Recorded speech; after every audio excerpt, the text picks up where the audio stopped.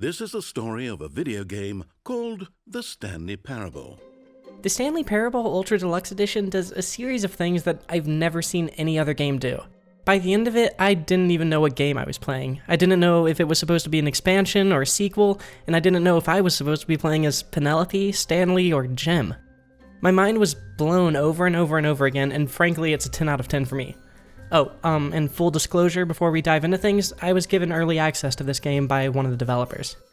The original version of the Stanley Parable was a ridiculously unique game. The whole concept is that the narrator has written a story about your character, Stanley, but you, the player, have the agency to choose to ignore the narrator's guidance and explore things on your own, and watch as the narrator gets more and more irritated with your utter disregard for his art. Ironically, I think we should start this analysis out with the true ending, the narrator's story as intended. It's a story that we spend the other 99% of the game totally undermining. No, this isn't right at all. You're not supposed to be here yet. This is all a spoiler. Quick, Stanley, close your eyes. But it's also the place where this game's entire perspective on the player is revealed. So, I'm sure I don't have to explain this, but the whole opening cutscene of the Stanley Parable talks about how Stanley's entire existence can be summed up as just pushing buttons when someone tells him to.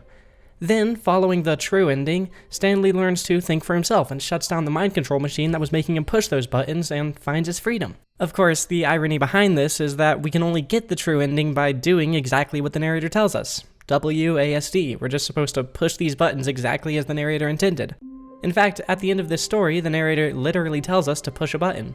So that's really what the Stanley Parable is all about. Someone wanted to make a game about a guy taking back his personal agency, but that game has a story that was strictly linear, in which the player had no personal agency and was just doing whatever they were told.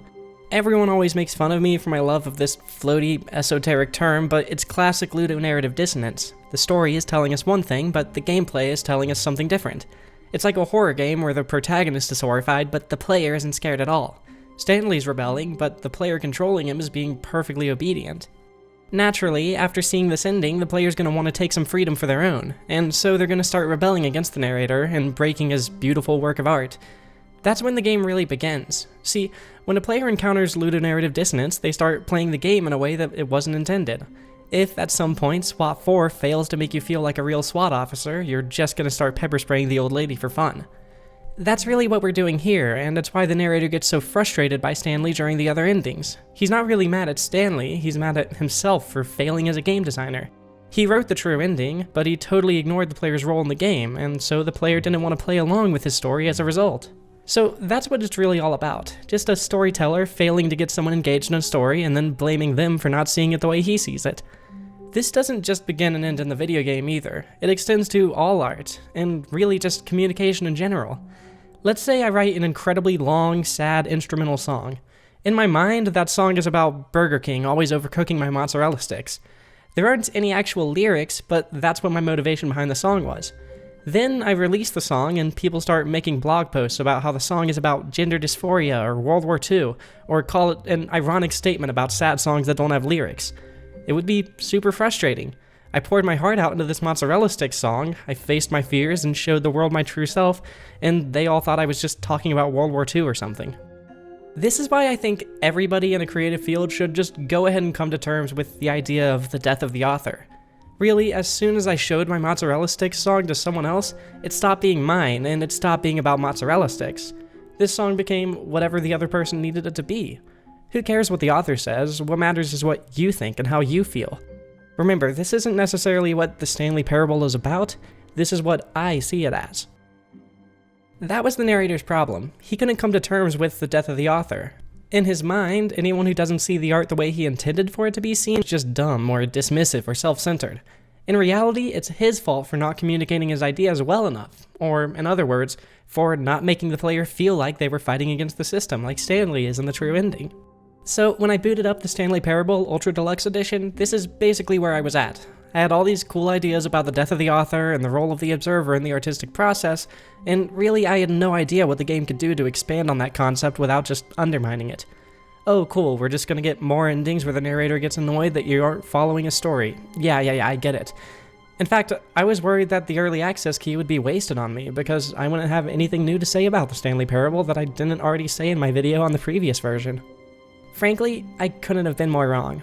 I booted up the game and I was met with exactly what I played back in 2013. Every last detail seemed identical. I started combing through all the different endings I remembered how to achieve, looking for something different, but I just couldn't find a single thing that was new. A lot of you are probably wondering why I haven't talked about the new content yet. Well, I myself was wondering where the hell all of this new content was anyways. That is until, after about a half hour of looking through the different endings I remembered, I saw this door suddenly appear before the first choice. Fair warning, as soon as I step through this door, we're going to be getting into major spoiler territory. I really can't stress enough just how insane this game gets. Like I said, by the end of the journey that this door started me on, I didn't even know what game I was playing. I highly recommend playing the Ultra Deluxe Edition before watching any further. Seriously, in a million years you could not predict where this thing is going to go. Alright, are we good? Let's do this then. So, like I was saying, everything seemed to be the exact same in this version of the game. For most games, this would have been a huge letdown, but I trusted the developers at Crows, and the writing of Davey Wreden, so I knew that something good must be cooking. Really, it just got me hyped up, waiting for the big twist that I was told not to spoil in my briefing. Then, well, I saw this. The jump circle? The jump circle. Okay, nice new feature, a section where I'm able to jump. That's pretty cool. I wonder what's next. Thank you for enjoying the new content. Naturally, the narrator was pretty disappointed with the new content, so he decided to take me to somewhere special, the memory zone. Je suis dans la memory zone, seul sur l'abri des loups, et je n'attends plus que toi, mon amour. Here, the narrator and I could reminisce over how great the Stanley Parable was. James Stephanie Sterling writes, and I quote, "Stanley Parable strives and then succeeds to be every game ever created." Did you hear that, Stanley? Every game ever created. It was Skyrim, it was Persona 3, it was all of them, and now... And, of course, the narrator talks about how this so-called Ultra Deluxe Edition is a huge letdown and did nothing but sully the good name of the original game. It's nothing. It's no games at all. It isn't even the Stanley Parable anymore. It's just a husk now. A lifeless husk with an hour of new elevator content. Then, however, we get to the dark side of the memory zone. The Steam reviews. Suddenly, the narrator is reading all these reviews that's saying that he's preachy and that they should include a skip button and all of that. So, he gives us one. See, here's where it becomes apparent that the new content in the Ultra Deluxe Edition is going to work a bit differently than the content of the original game. In the original, the narrator got all flustered whenever you broke away from his story. In this game, he acknowledges what the Stanley Parable was, and speculates with you on what the future of the series could look like. He tries out the skip dialogue button, but that doesn't work at all because the whole point of the game is lost if the narrator isn't talking you through it. The game resets and the narrator adds some new content. Naturally, there isn't anything new for us in the other corridors, so we go into this room, and we get the grand reveal. The Stanley Parable 2. We're taken to a showroom meant to wow investors where we get to see all sorts of new features. A button that says the name of the player so long as the player's name is Jim. A mostly bottomless pit, balloons, the reassurance bucket, collectible Stanlerines, an epilogue, even the jump circle makes a return. Most importantly of all though, we get a brand new title screen. The Stanley Parable 2. This is where things officially go off the deep end. From this point onward, we aren't playing the Stanley Parable or even the Stanley Parable Ultra Deluxe Edition, now we're playing the Stanley Parable 2. Every time you boot the game up from now on, this title screen is what you're going to see. So what exactly is the Stanley Parable 2? Well, it's a lot like the first game, only it has exactly twice as many endings. See, that reassurance bucket from earlier is actually the key feature of the Stanley Parable 2. You can pick it up and take it with you anywhere you go, and every single line of dialogue in the original game changes to a bucket variant, with some endings changing altogether. She had no time for this, so it was only a moment that she stood there, staring down at the body. And then she turned and ran. But of course, she had no time for this. There were a myriad of confusing problems she would soon have to confront at work, for which her bucket would provide absolute guidance and total clarity on everything. Heck yes, she thought to herself, my life kicks ass. and she backflipped all the way to work. See? It's a new ending. While the original game only had 19 measly endings, the sequel now has 38. Or, well, technically a bit more, but that's a lot to get into for now. So really, the Stanley Parable 2 is just the original game, but you can choose to carry a bucket around with you while you play, and there are 6 collectible Stanlerines to find.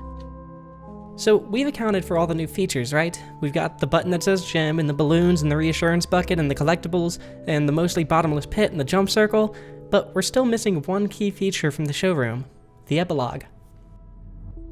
So back when I first booted up the Ultra Deluxe Edition, there was one tiny difference that I didn't mention. The game asked that I input the current time. The next time I booted it up, it asked me to do it again, and praised me for taking the time to answer it correctly. It told me that, as a reward, I could just input whatever my favorite time of day was the next time I booted it up. It then said that it wouldn't see me again until much, much later. Believe it or not, this would turn out to be pretty important. So after collecting all 6 Stanlerines and taking a trip back to the memory zone to reminisce on how exciting it was to collect all 6 Stanlerines, I made a little video to commemorate the occasion. Enjoy.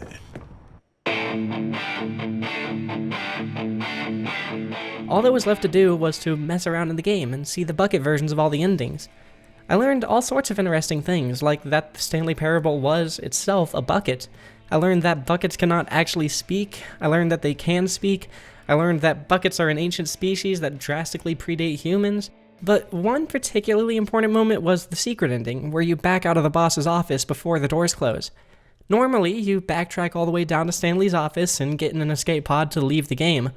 But if you take the bucket with you, you instead put the bucket on the escape pod so that it can go on to live a better life.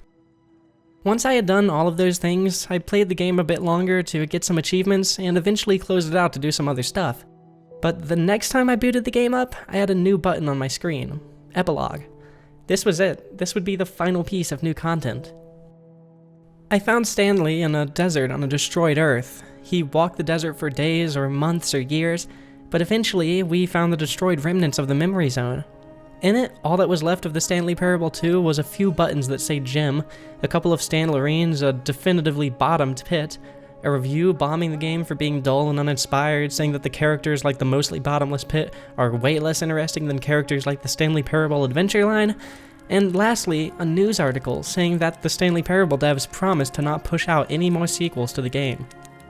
At the end of it all though, we find a computer which is still functioning, and booting it up we find the text from the beginning of the game, reuniting with us at last, and lamenting that there won't ever be another Stanley Parable game.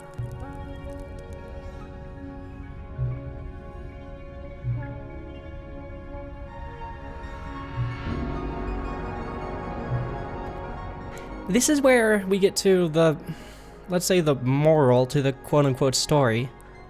See, while the Stanley Parable 2, or the Ultra Deluxe Edition, or whatever you want to call it, spends most of its time exploring themes of over-serialization and recycling content and shameless cash grab sequels, at the end of the day, it still expands on what the Stanley Parable was all about in the first place. A creator who cares way too much about other people seeing his game the way he wanted them to see it. In the narrator's mind, some random company called Crows making a sequel to his game is just a massive middle finger to his legacy. To him, it's akin to the Star Wars prequels. He's the type to say that they've ruined the original movie, as if they aren't still there for you to enjoy, special editions notwithstanding. But ultimately, this whole thing is still just an extension of the death of the author ideas from the first game. While, yes, I'll never look at the original version of the Stanley Parable again, that doesn't mean that this sequel ruined it for me, it just changed it. Art is meant to be fragile, it's meant to be broken, and that's what gives it its value. We all love the Stanley Parable because it lets us stick it to some snooty artist who's trying to tell you what his art is supposed to mean to you and how you're supposed to perceive it. And ultimately, even if we spent the last few hours of the Ultra Deluxe Edition lamenting the death of the Stanley Parable with the narrator, that's still what we want to do. We want to spit on Stanley's grave, just to show the narrator one more time that we don't need him telling us how to enjoy his game.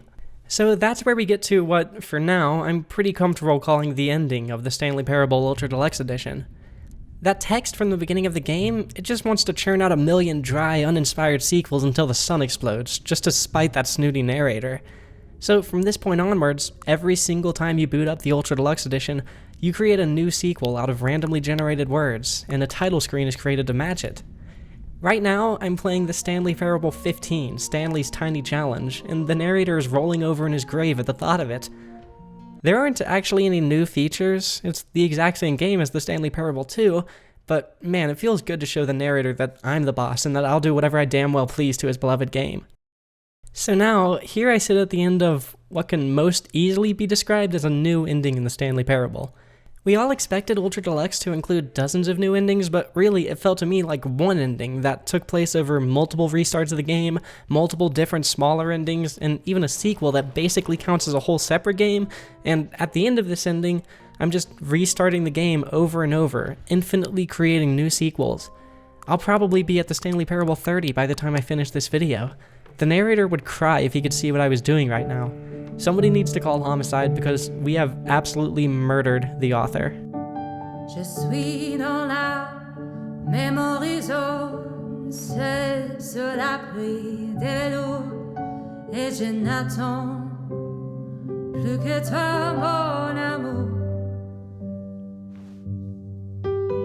C'est là, dans la même horizon, où je me remémore les jours où je t'ai rencontré, mon amour. Mais ici, c'est aussi où je me souviens de la sortie de The Stanley Parable. Before I close out this week's video and take a much needed nap, I'd just like to thank my patrons, especially those who are donating $10 or more monthly, such as Ada Avery, Almost Dead Again, Askel, Atheist, Ben N, Big Time Jim, Bobby Blitz, Calliope Ronis, Celadon, Chun Gina, Cornelius Nelson, Demise, Dennis Vashakamer, Dominic Johan, Eduardo Roca, Emma Plays Go, George Rosenbaum, Holly Schmidt, I Cashern, IFK, IW, Joannis, Jiggly Giggles, Joit, Jonah Shee, K, Kenneth Infinger, Kitty Cat, Knife, Kujata the Fish, Laffy, Lil Bunda, Lilith Vampas Hibiscus, Liz, Luz M, Megan Walker, Mia Mako, Mixer Rules, Mocha Express, Mossfan1, Muppy, Neurofilter, Nicole, Of Lucian, Petra Zoo, Poof Donut, Queen Cthulhu, Raxvan, Robert Botang, CeeLo, Shane O, Zoe, and Zyrobly. Have a great week, everybody.